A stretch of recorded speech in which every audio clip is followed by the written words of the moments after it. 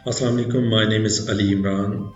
आज आपके लिए जो प्रोग्राम मैं लेके आया हूँ इसका नाम है अडोब इलस्ट्रेटर। आप लोगों में से बहुत से लोगों ने अडोब फोटोशॉप का नेम तो सुना होगा। बेसिकली ये सेम ही सॉफ्टवेयर कंपनी है जिसने अडोब इलस्ट्रेटर भी बनाया है और इसकी अपनी स्पेसिफिकेशंस हैं और अडोब फोटोशॉप की अपनी स्पेसिफिकेशंस हैं। कुछ लोग इनके कंपैरिजन में कुछ लोग कहते हैं कि अडोब फोटोशॉप बेहतर है, लेकिन कुछ लोग कहते हैं अडोब इलस्ट्रेटर बेहतर है। आज चूंकि हम लोग अडोब इलस्ट्रेटर के बारे में बात करेंगे तो पहले मैं इस सिलसिले में कुछ ब्रीफ करूंगा आपको।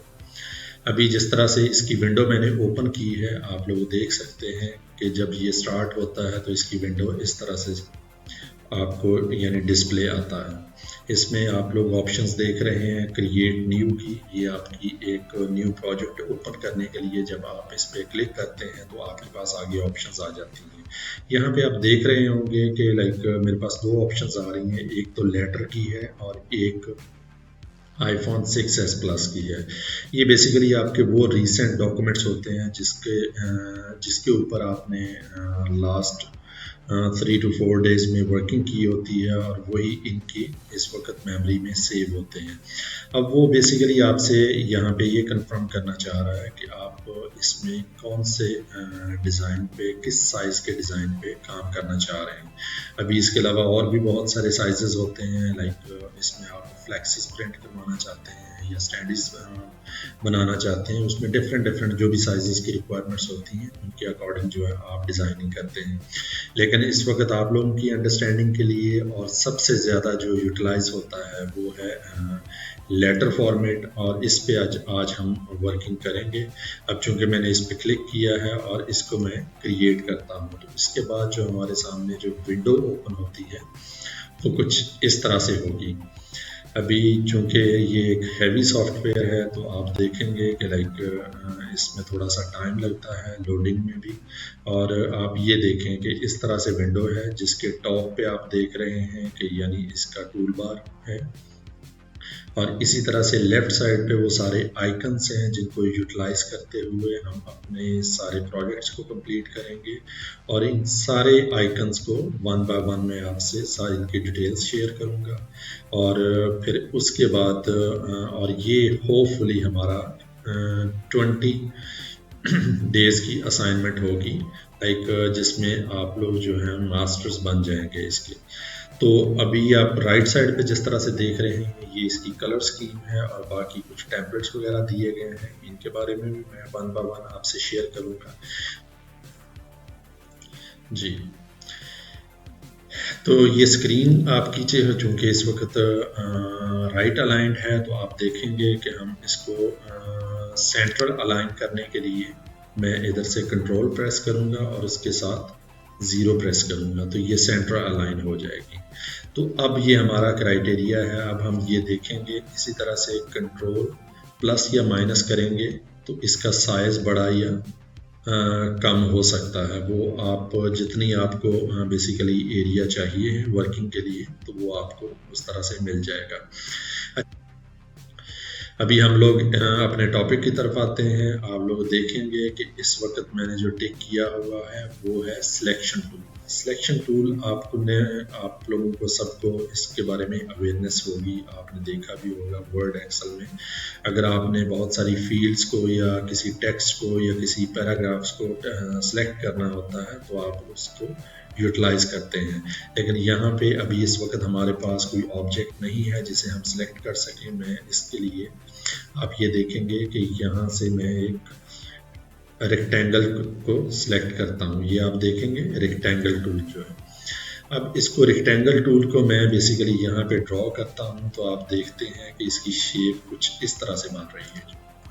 ये आपकी शेप इस तरह से जब बनती है, अगर आप चाहते हैं कि आपके बिल्कुल इक्वल साइजेस की सारी फील्ड्स एक स्क्वायर बनाना चाहते हैं तो आप इसके साथ शिफ्ट को प्रेस करें और साथ जो है इसे ड्रॉ करें तो ये आपका एक बड़े इक्वल साइज का स्क्वायर जो है ड्रॉ हो जाएगा।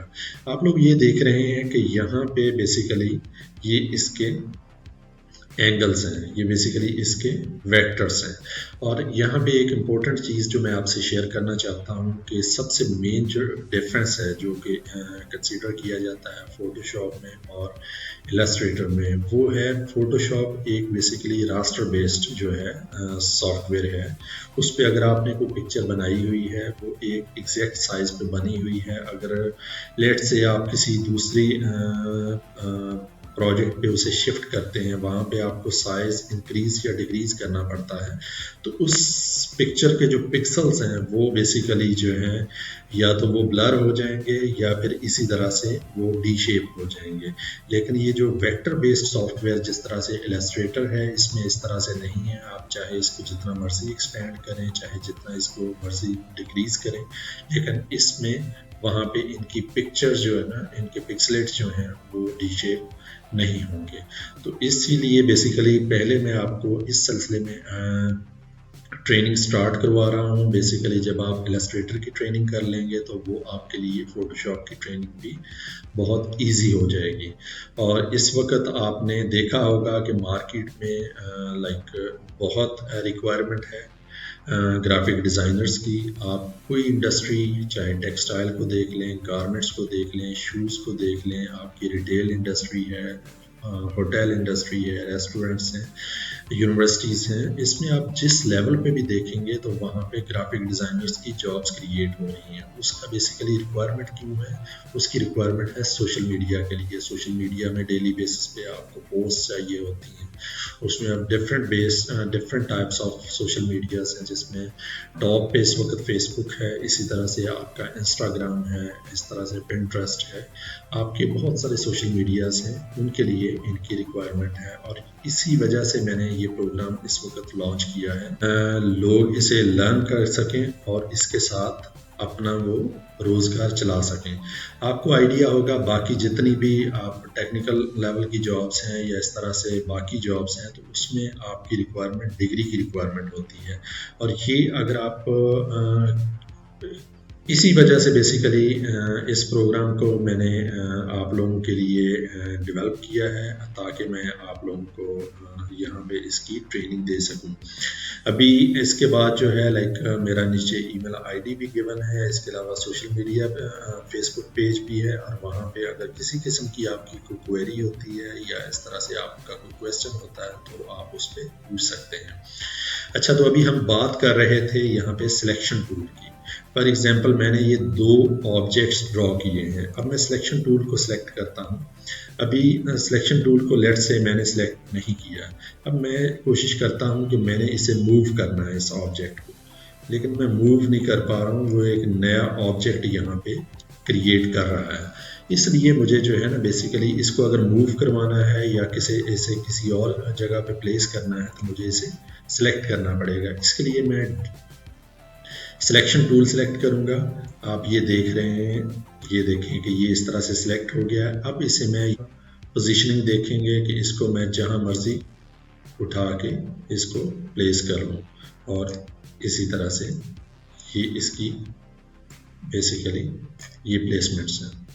इसी तरह से अब इसको भी मैंने किया हुआ है, इसको भी मैं जहां मर्जी मूव कर लूं। अच्छा जी, इसके बाद आप उसके साथ ही देख रहे हैं direct selection tool. Direct selection tool क्या है? बेसिकली उसमें तो हम लोग मूव कर रहे थे, इसे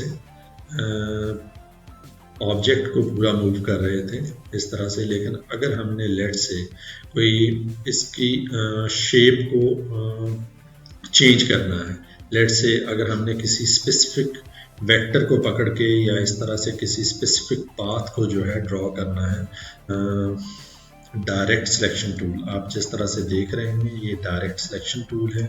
इसकी वर्किंग उससे थोड़ी डिफरेंट है, आपको मैं दिखाता हूँ यहाँ पे। मैंने ये ऑब्जेक्ट को सिलेक्ट किया है यहाँ पे इस तरह से, और मैं इसके शेप को थोड़ा सा चेंज करना चाह रहा हूँ, जस्ट वन साइड। तो आप ये देखें कि आप किसी स्पेसिफिक एंगल से इसे मूव करके इसकी शेप को यहाँ से आप चेंज कर सकते हैं। Let's say this. अब इसी तरह से आप जब इसके लिए इस शेप में करते हैं तो इसमें भी जो है ना आप इस शेप को अपने किसी स्पेसिफिक एंगल से, आप देख रहे थे कि जब हम ये सिलेक्शन टूल कर रहे थे, सिलेक्शन टूल जो है वो सारी मूवमेंट करता है कि पूरे ऑब्जेक्ट को उधर से उठा के किसी दूसरी जगह पे मूव करता है।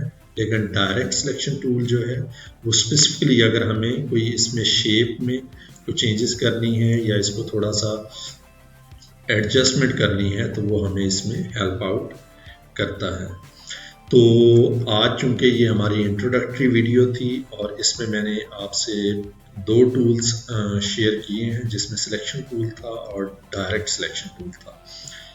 होपफुली आप इसको अंडरस्टैंड कर गए होंगे। आप लोगों को मैं सजेस्ट करूंगा कि अगर जिन लोगों ने इस वक्त अडोबे इलस्ट्रेटर इंस्टॉल नहीं करवाया है वो अपने इधर सिस्टम पे इसे इंस्टॉल करवाएं। और मैं इसमें सजेस्ट करूंगा इसके जो लेटेस्ट वर्जन है, जिसमें 2017 है, 2018 है, 2019, 20 और इसमें सीसी वर्जन जो है वो आप करिएगा। इस वक्त जो मैं यूटिलाइज कर रहा हूँ ये भी 2017 का सीसी वर्जन है, क्योंकि इसमें ऑप्शंस आपके पास ज़्यादा होती हैं तो आप इसको परफेक्टली और जो आजकल की रिक्वायरमेंट्स हैं उसके अकॉर्डिंग सारी चीज़ों को डिज़ाइन कर सकते हैं। तो thank you so much. Next video में आपसे मुलाकात होगी। Take care. अल्लाह हाफिज़।